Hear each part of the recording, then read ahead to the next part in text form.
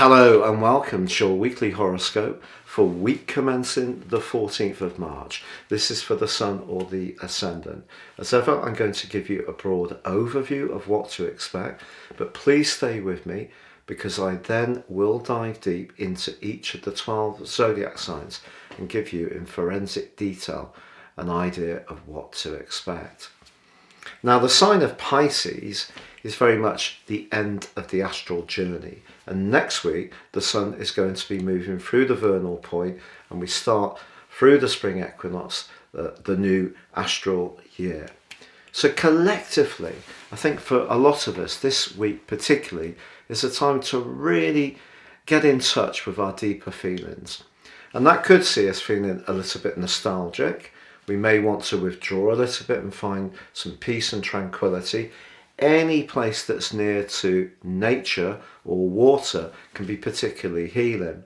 Now, of course, Mercury moved into the sign of Pisces last week too. Technically debilitated, but brilliant if you want to write a song, share your feelings through a poem, or just think of the creative strands that help you to express the corners of your feelings, which are much less based on the practical sphere.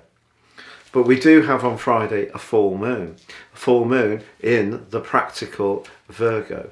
So that full moon asks us to balance the energy of the new moon that occurred earlier this month, which of course embraced the buoyancy of Jupiter, to find a balance between those more ethereal energies of Pisces and the more practical reality of Virgo. So if you do find yourself feeling that you want to be in a much more spiritual or healing dimension, I think your timing is impeccable this week.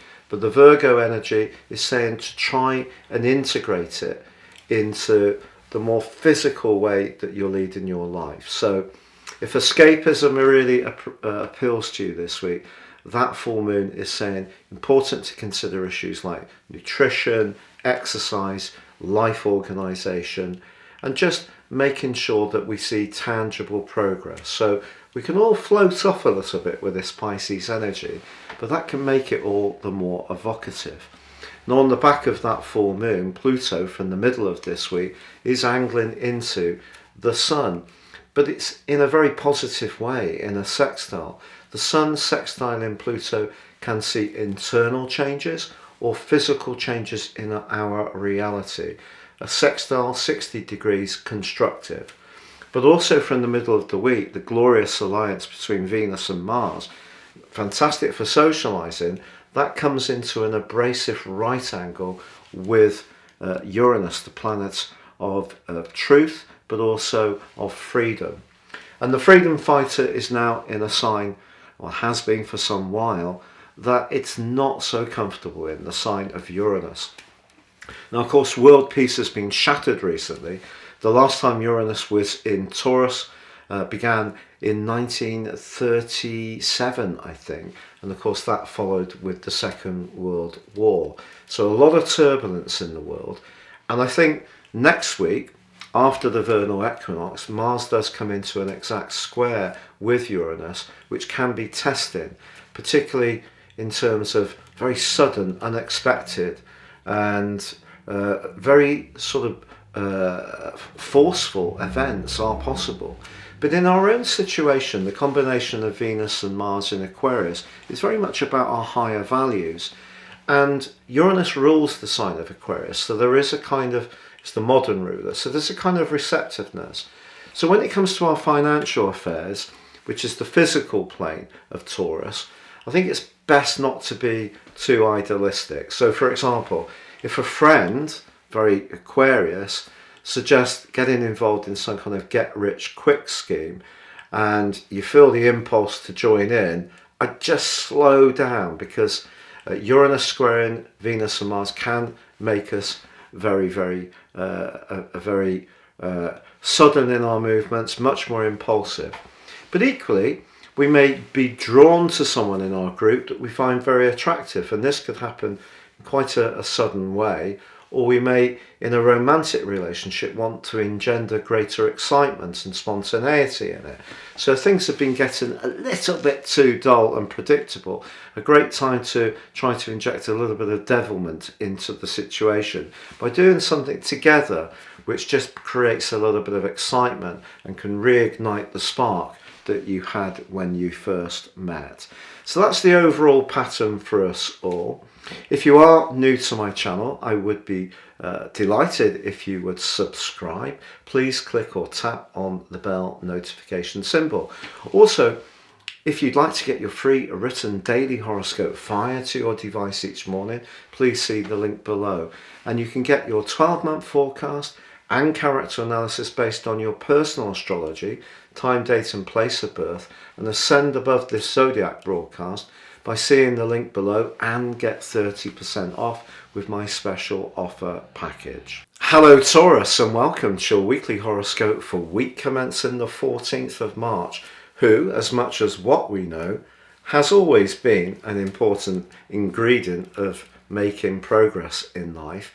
But rarely will it have been as important as this week, because you just seem to have a real knack of gaining people's ear.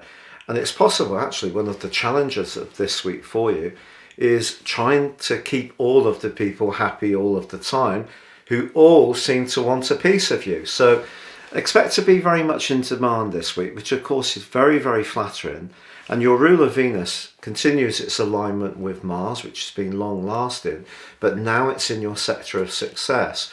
So if you're wanting to make progress professionally, it may be that someone is going to put in a good word for you, tell you about an opportunity that comes up. There may be a network or professional association that you're involved with that could be very influential for you.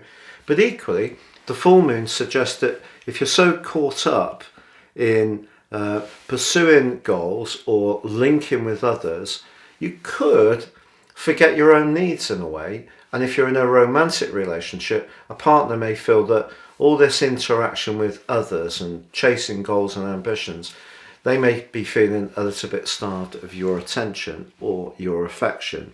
But generally, a very positive week for you. And with Pluto feeding into the full moon too, transformation around your social contacts, your longer term hopes is all really possible. And the lovely thing about Venus being allied with Mars is it helps you to be assertive, but with a great deal of aplomb. Now it is true, of course, that Uranus in your sign is clashing with Mars and Venus from the middle of this week, broadly within 3 degrees. And if you are in an environment professionally where you're expected to toe the line and very much follow the edict of the wider organisation, you might start to realise that there's part of you that needs to be much more of a free spirit. But the collection of energy in the sign of Pisces is very future orientated. So Uranus's influence is just reminding you that it's important to stay in touch with what can be authentically you, whatever interests you have, whatever social contacts, or whatever goals and ambitions you may possess.